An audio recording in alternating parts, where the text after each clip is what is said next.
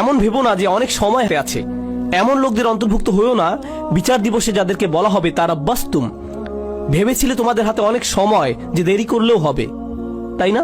এটা যেন ফি মাআনাতা আখারতুম, তুমি বিলম্ব করেছিলে, অনেক সময় আছে, আরো থাকুক, বাদ দাও। এই ধরনের কথাবার্তা, এমন ধরনের লোক হবে না। আল্লাহ বলছেন শুরু করে দাও মিন কবলি। এই মিনকে বলে মিনাত তাজিল, শাস্তি আসার ঠিক আগে আগে। আমি বলছি শাস্তি হতে কিন্তু দেরি নেই, কাছেই। বিচার দিবসের কথা বললে অনেকে মনে করেন বিচার দিবস অনেক দেরি, তাই না? ইন্নাহুম ইয়ারাউনাহুম বাঈদা, তারা মনে করে ওটা হতে অনেক দেরি। অনারাহু করিবা, আল্লাহ বলছেন আমরা দেখেছি যে এটা শীঘ্রই। কিন্তু আমাদের প্রত্যেকে আমরা কখন যাব? আমরা কি ঈদের দিন আদৌ দেখতে পাবো? কে জানে, কে জানে আমরা কবে যাব? কে জানে মৃত্যুর ফেরেশতার কাছে আল্লাহ কি লিখে দিয়েছেন? আমরা পার্কিং লট পর্যন্তও কি যেতে পারবো? কে জানে? আমরা কেউ জানি না। আর আমাদের মৃত্যু হলেই মান মাতা ফাকাদ কামা কিয়ামাহু, যে চলে যায়, যেই মারা যায় তার কিয়ামত শুরু হয়ে যায়। আপনার কিয়ামতের জন্য ইয়ামুল কিয়ামা, পুনরুত্থান দিবসের জন্য অপেক্ষা করতে হবে না। এক সেকেন্ডেরই ব্যাপার এটা। আর ফেরেশতা যখন চলে আসবেন তিনি বলবেন না, ও সরি আপনার 5টা একটা মিটিং আছে না, তাহলে পরে আসছি। এমনটা কিন্তু হবে না। যখন যাবার সময় চলে আসবে যেতেই হবে, কোনো দেরি হবে না।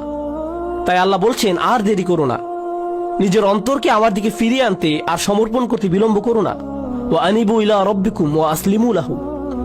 তাছাড়া আমাদের দিনের সৌন্দর্যটা দেখুন।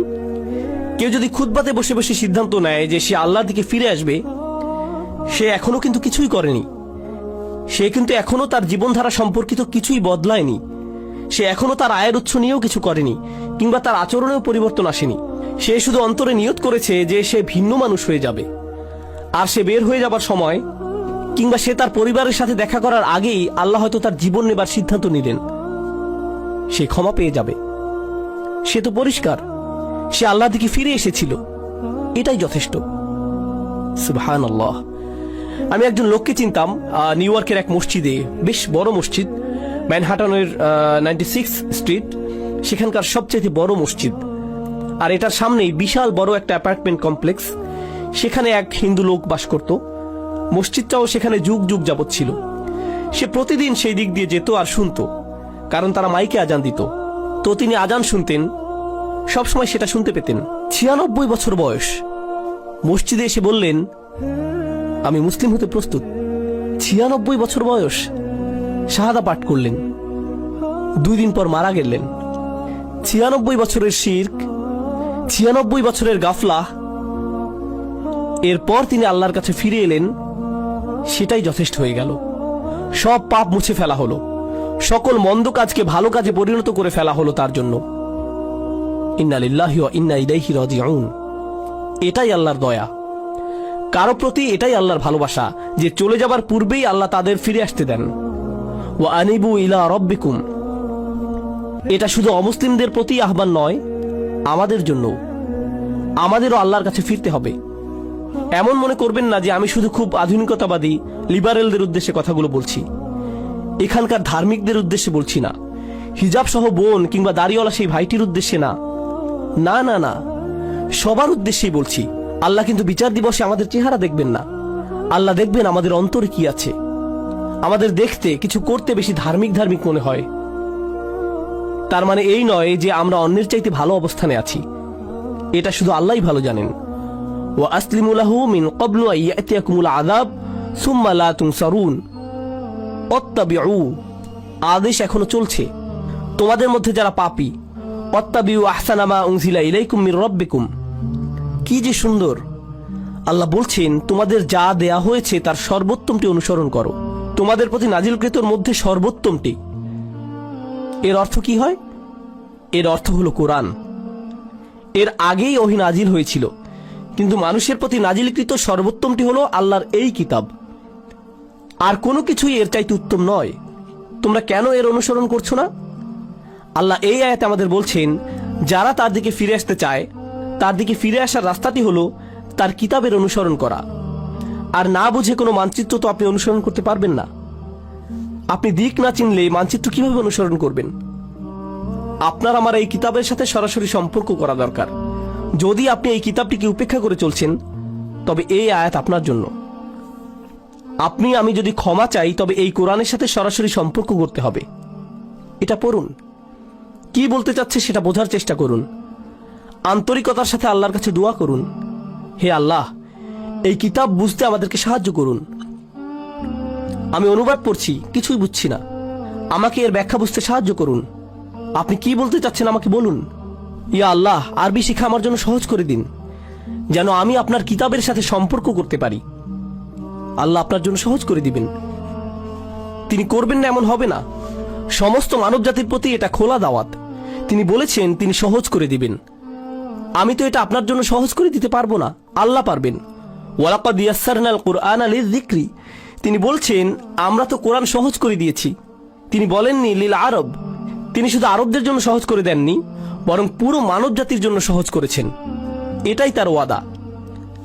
তাই তাকে কিছু আন্তরিকতা দেখান, নিজের পক্ষ থেকে কিছু প্রেরণা দেখান যে আপনি প্রস্তুত, যে আমিও ফিরে যেতে চাই। আপনি দেখতে পাবেন দরজা তার থেকেই খুলে আসছে। ওয়াত্তাবিউ আহসানা মা উনজিলা ইলাইক মির রাব্বিকুম, যা পাঠানো হয়েছে তার সর্বোত্তম অনুসরণ করো। অর্থাৎ এই কিতাবের চাইতে উত্তম বার্তা, উত্তম উপদেশ তো কখনোই তোমরা পেতে পারতে না। কোন মুসলিমের এই কিতাবের সাথে সরাসরি সম্পর্ক থাকা মানে উপদেশ পাবার জন্য সবসময় কেউ না কেউ থাকা, তার অন্তরকে শান্ত করার জন্য কেউ না কেউ সবসময় আছে। আপনি কোরআনের যে কোনো পৃষ্ঠা খুলে পড়া শুরু করুন, শান্তি আর সুখ পাবেন। আপনি খুশুখুশুর সাথে সালাত আদায় করুন আর আল্লাহর কথাগুলো তিলাওয়াত করুন, এমন সমাধান পেয়ে যাবেন যেটা কল্পনাও করেননি। আল্লাহর কথার মাধ্যমেই সেটা চলে আসবে আপনার কাছে। কোরআন অসীম, সর্বক্ষণ প্রাসঙ্গিক।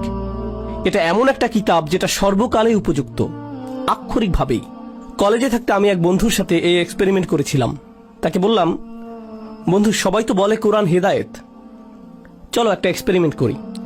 প্রত্যেকবার আমাদের কোনো সমস্যা হলেই চলো কোরআনের কোনো একটা পৃষ্ঠা খুলে পড়া শুরু করি, দেখি কোনো সমাধান পাই কিনা। আমরা এমন 2-3 মাস যাবত করলাম, আর সুবহানাল্লাহ আমরা প্রতিদিন মেলাতাম। আমি এটা পেয়েছি, এই সমস্যা হয়েছিল, আর এই আয়াত পেয়েছি, আর আমি এটা খুঁজছিলামও না, শুধু কোরআন পড়ছিলাম আর সেটা চলে এলো। এটাই আমার জন্য আল্লাহর সমাধান। দেখলেন, আমার জন্য আল্লাহর উপদেশ এটা। সুবহানাল্লাহ, কি অসাধারণ ব্যাপার। এমনই তো হবার কথা ছিল। আমাদেরকে দেয়ার এর চাইতে উত্তম আর সুন্দর জিনিস আর কি হতে পারে, তাই না?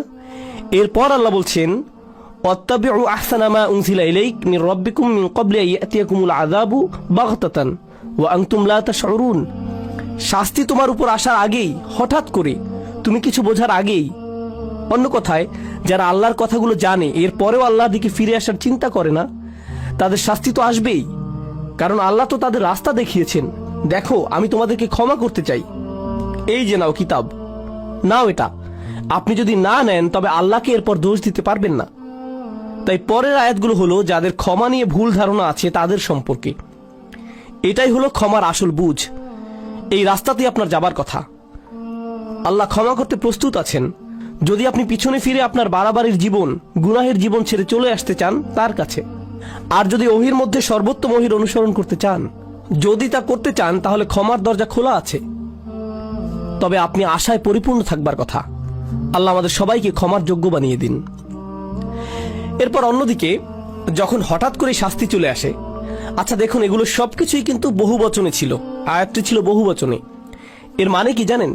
যে পুরো সমাজকে বলা হচ্ছে যেন ঠিক হয়ে যায়, যে আমাদের একে অন্যকে আল্লাহর নিকটবর্তী হবার ব্যাপারে উৎসাহ দেবার কথা, আমাদের একে অপরকে পেছনে ফেলে আসার কথা না।